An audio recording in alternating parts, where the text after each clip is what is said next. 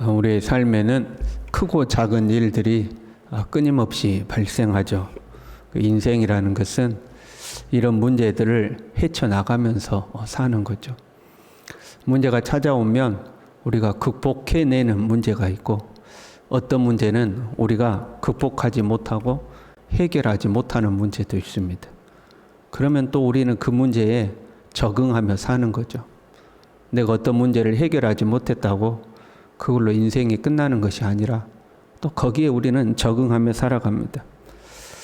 어떻게 보면 적응하며 살아가는 것이 극복하는 것일 수도 있습니다. 예를 들어서 우리에게 어떤 불치의 병이 생겼다고 해봐요. 그는 치료할 수 없는 병이에요. 극복이 안 되는 거잖아요. 그런데 그 병을 가지고 병과 함께 사는 거죠.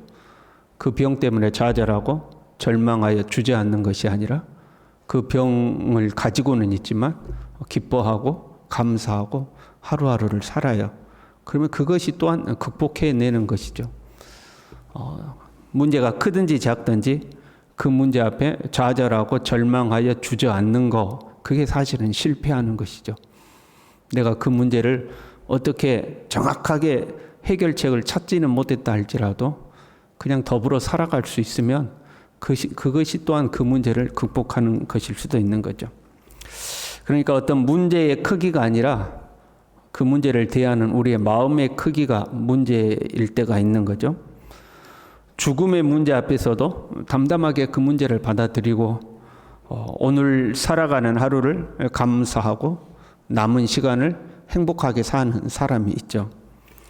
그런데 별것 아닌 문제, 정말 작은 문제인데 그 문제 때문에 죽겠다고 그러고 못 살겠다고 그러고 삶을 비관하는 사람들도 있는 거죠. 그러니까 문제의 크고 작음, 그것도 우리의 인생에서는 참 중요한 부분이긴 하지만 그것보다 더 중요한 것은 그것을 대하는 우리의 마음의 크기인 거죠. 그 문제를 어떻게 받아들일 것인가 하는 거죠. 더 나아가서 우리는 어떤 문제 앞에서도 우리의 마음을 단단하게 붙잡아야 되죠. 그리고 그게 가능한 것은 하나님을 신뢰하기 때문에 그렇습니다. 하나님이 우리를 다스리고 계심을 우리는 믿는 거죠. 그렇다면 문제 앞에 무릎 꿇지 아니하고 그 어떤 문제라도 우리는 극복해 갈 수가 있는 겁니다. 1절에요. 여호와께서 다스리시니, 어떤 상황에서도 우리가 고백할 수 있어야 되죠. 하나님께서 다스리고 계신다. 주님이 다스리고 계신다. 이걸 우리가 잊어버리면 안 되는 거예요. 어떤 문제가 우리에게 오더라도 하나님이 다스리신다. 하나님이 통치하고 계신다. 이것을 우리가 굳게 붙들면 흔들리지 않게 되는 거예요. 여호와께서 다스리시니 스스로 권위를 입으셨도다.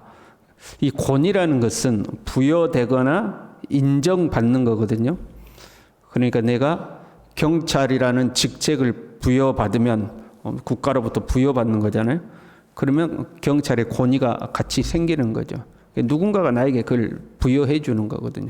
그래서 권위라는 게 생기는 거죠. 아니면 뛰어난 실력이나 능력에 의해서 다른 사람에게 인정받는 거죠. 야, 저 사람은 대단해. 저 사람은 정말 실력이 있어. 저 사람은 존중받을 만해. 하고 인정을 받는 거잖아요. 그런데 하나님은요, 스스로 권위를 입으신다는 거예요.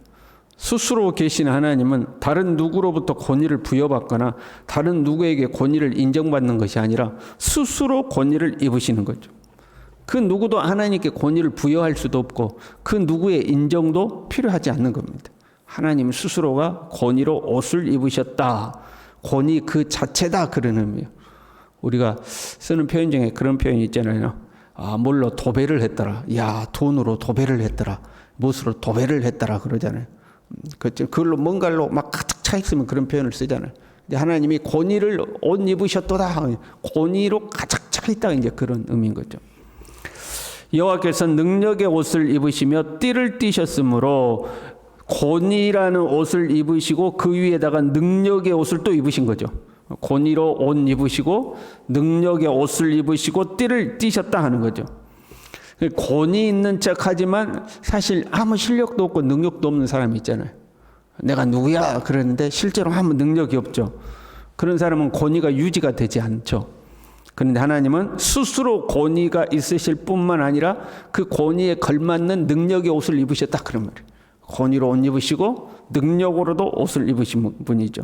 그리고 그 하나님은 그 권위와 능력으로 세계도 경고에 있어서 흔들리지 아니하는도다. 세상을 흔들리지 않게 하나님이 든든히 세우시고 유지하고 계신다 하는 거죠.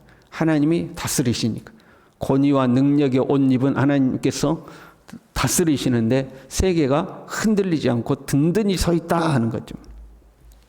우리가 간혹 세상이 끝날 것처럼 환경이 어떻고 뭐 생태가 어떻고 뭐 지구 온난화가 어떻고 이상 기후가 어떻고 막 그런 이야기 하잖아요. 금방이라도 이 세상이 뭔가 문제가 있을 것처럼 이야기하잖아요.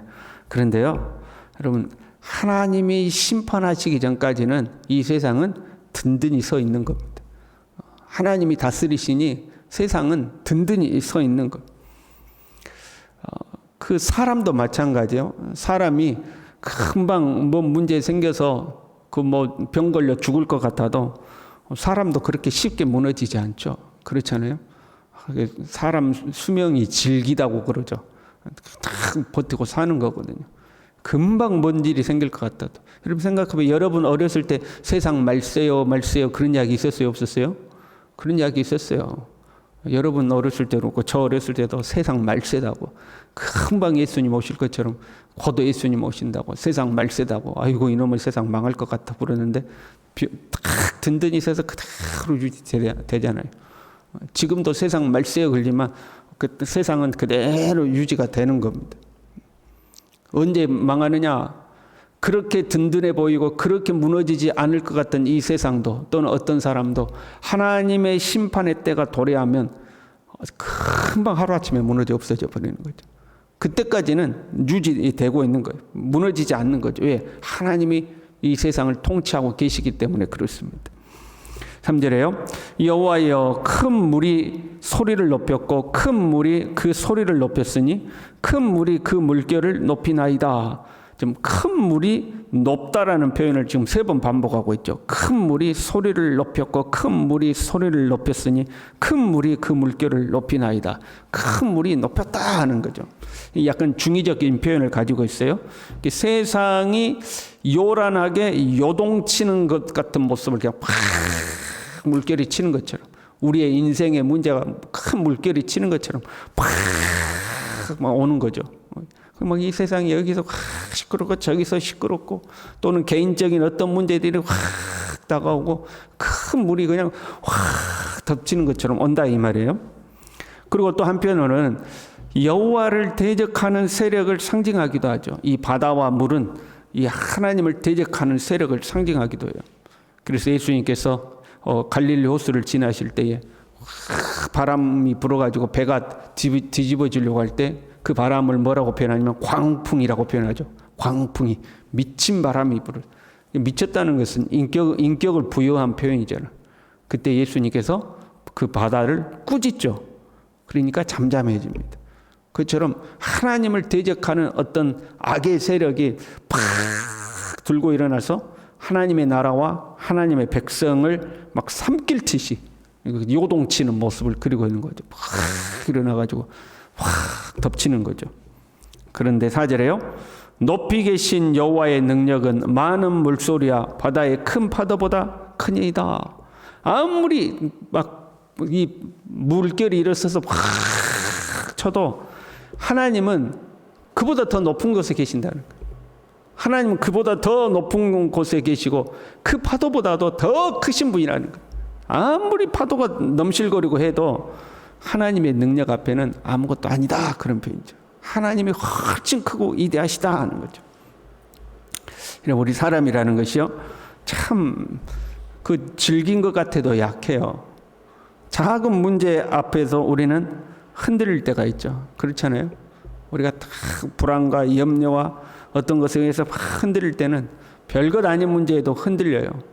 그런데 별것인 문제, 진짜 큰 문제가 오면 누구나도 막 우리가 흔들리죠. 그렇잖아요. 말씀을 전하는 저도 막 강하고 담대하라 막 말씀을 전해도 실제로 저에게도 어떤 문제가 찾아왔다, 막 파도가 요동쳐서 나를 덮친다 그러면 그 누가 장담하겠어요? 흔들리지 않는다고 누가 장담할 수가 없죠. 여러분 그렇잖아요. 바닷가에서 파도 치는 데서 그 물놀이 하면 파도가 갑자기 확 덮치면 우리가 그 파도를 이기지 못하고 막 휩쓸려서 막 이리 흔들리고 저리 흔들리고 그러잖아요. 막 심할 때는 여기서 파도에 휩쓸려 막 저기까지 막 떼굴떼굴 굴러가고 그러잖아요. 인생에 이 파도와 같은 문제가 우리에게 확 덮치면 우리는 그 파도에 의해서 막 휩쓸려 가버릴 때가 있단 말이죠. 그 문제에 확 휩쓸리는 거죠. 그때에도 우리는 그 파도보다도 그 물결보다도 더 높고 견고하게 서 계시는 하나님을 바라보고 신뢰해야 된다 하는 거죠. 하나님을 바라봐야 되는 거죠. 4절에요. 높이 계신 여호와의 능력은 많은 물소리와 바다의 큰 파도보다 크니이다 이렇게 돼 있잖아요. 쉽게 말하면 하나님이 더 셉니다 그런 말이에요. 세상에 그 어떤 요동치는 물결보다 하나님이 더 셉니다. 하나님이 더 강합니다 그런 거죠. 내 앞에 부딪혀오는 그 어떤 문제보다도 하나님이 더 세십니다. 하나님이 더 강하십니다. 이 믿음으로 우리는 그 물결에서 빠져나오게 되는 거죠. 휩쓸리지 아니하고. 나를 덮쳐서 내가 휩쓸려 가다가도 하나님이 더 세시다. 하나님이 더 높으시다. 그 하나님이 다스리고 계신다. 이 믿음을 탁 견고히 하면 그 물결에 휩쓸리지 않고 거기서 다 빠져나온다 이 말이죠. 5절에요. 여호와여 주의 증거들이 매우 확실하고 높이 계신 하나님의 위대하심과 다스리심의 증거들이 확실하다는 것. 하나님의 그 위대하심의 증거가 확실해.